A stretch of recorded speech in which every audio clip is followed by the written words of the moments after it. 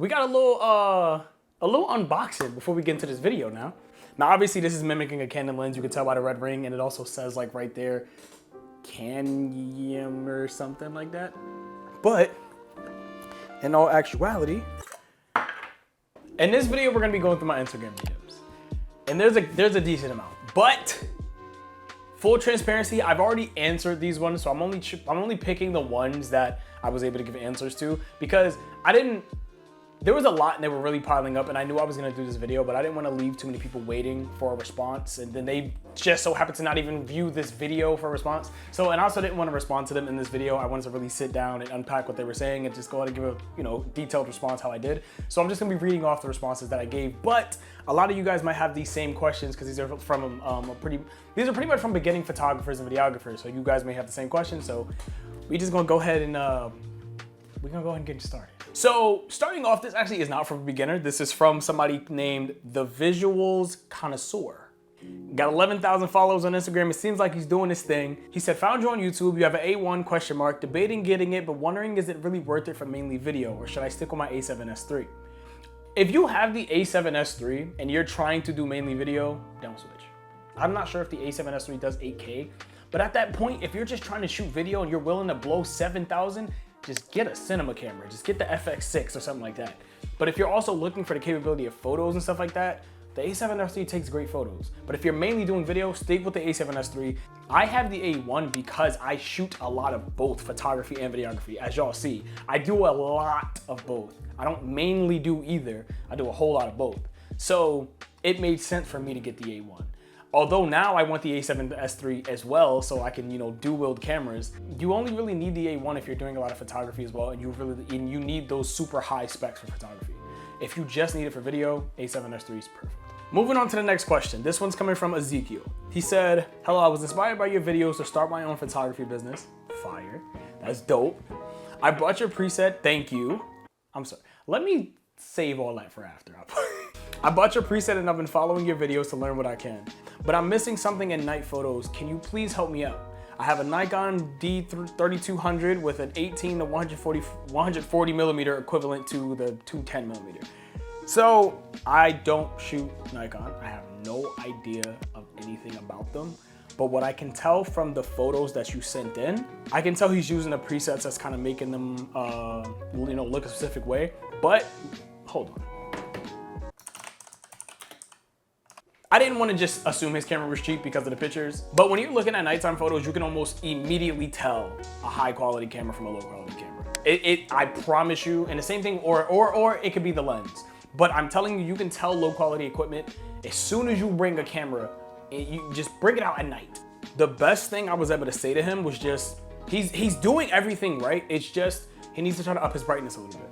Up his brightness a little bit, rather that be in post or in camera. And just see how much, because these photos look clean. They're not grainy for nighttime photos. They just look a little bit like low quality. But I feel like I want to see what they may look like if he pushes the boundaries a little more and just accepted a little bit of grain in these photos, because there's nothing wrong with a little bit of grain in nighttime photos. It adds a little bit of texture, honestly. So this is coming in from a guy named Max West. He said, hey, I have a question and thought you might be able to answer it. When you shoot high school sports, how do you get permission to go on the sidelines? So usually, bro, I promise you, when I go to a lot of these games, hey, I'm the photographer with the team. Simple. I don't pay for credentials. I don't ask for credentials ahead of time or anything of that sort. I get lucky when it comes to these games.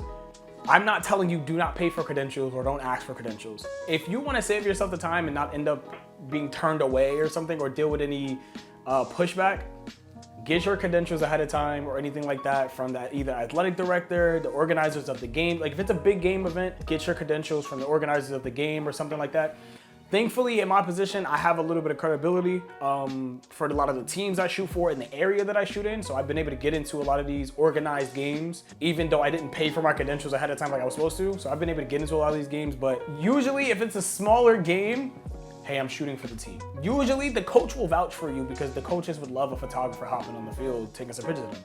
Just don't get in the way, don't interrupt the game or anything like that, and just, you should be fine. This one is from Gabe. He said, hey, I found a Canon Rebel T3 sitting around in my house about a year ago. Crazy find, mind you, that's wild. I didn't think much of it, but later on I started to get interested in sports photography. I've been watching your videos and I took some advice. I'm looking into buying the Canon 70 to 200 millimeter 2.8 around December. I'm in 8th grade and I'm just starting out. I wanted to know if the Canon Rebel T3 is going to be fine as a beginning photographer or I need to upgrade.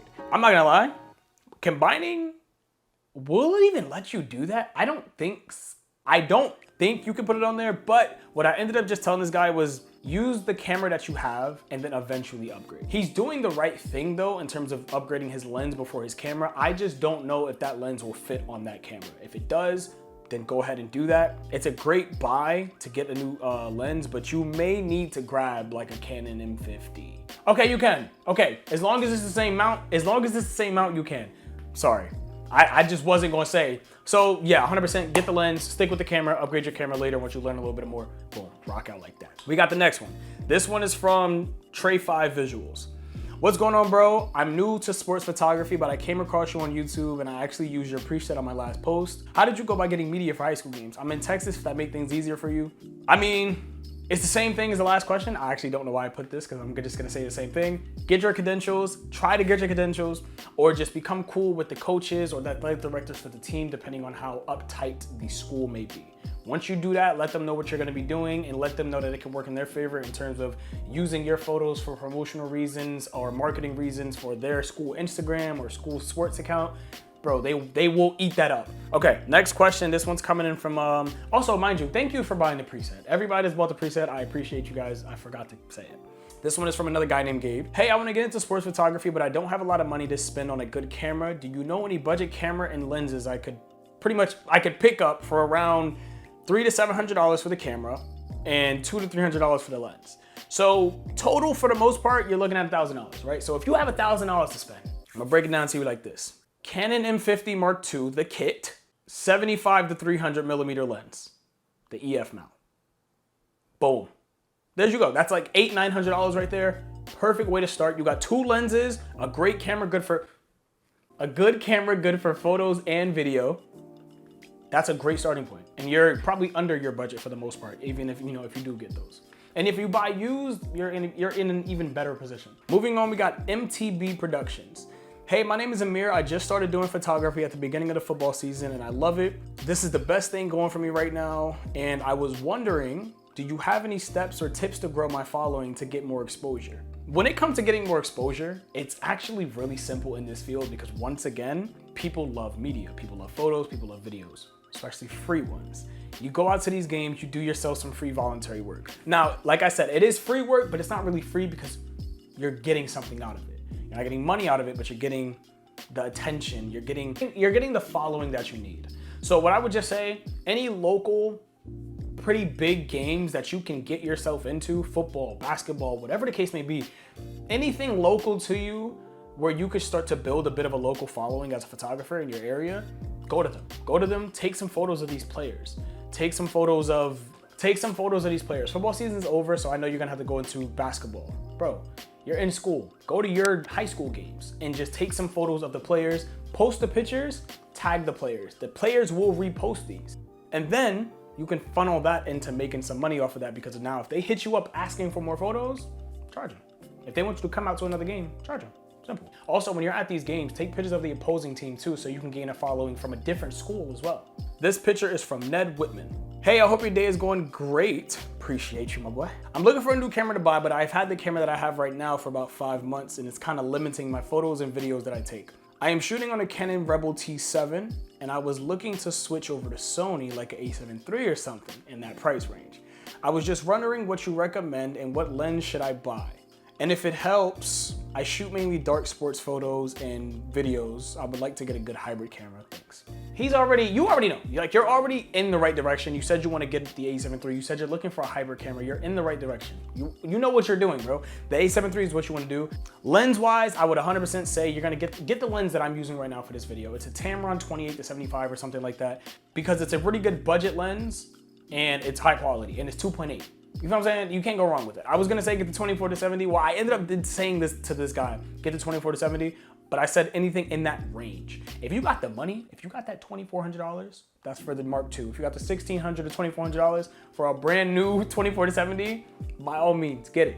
But if you don't, the Tamron lens is gonna come in around like about like $600, $700, maybe $800.